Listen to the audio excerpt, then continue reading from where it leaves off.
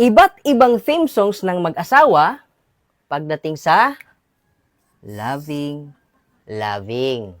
Una, pag 1 to 5 years pa lang yung mag-asawa, syempre bagong kasal, yung theme song nila ay araw-araw, gabi-gabi. O kaya naman, always. Ha? Ngayong kunting dikit lang nilang dalawa, fights agad, laban agad, may labanan agad na nangyayari. Next, pag 6 to 10 years nang magkasama, syempre, magbabago na yon. Ano na maging theme song nila? Paminsan-minsan. O kaya naman, sometimes when we touch.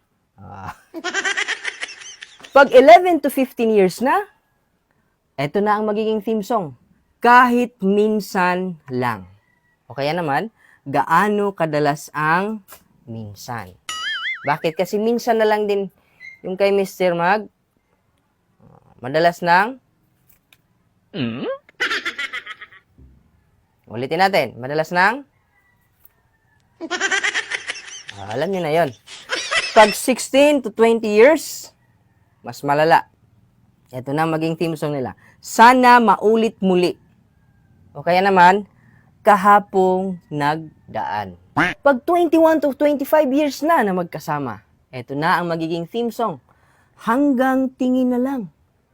Estimate na lang. Tapos, the past. Tapos, ito, pinaka. Pag 26 years above, wala na. Maalaala mo kaya. O kaya naman, di ko na kaya. Surrender na, Brad.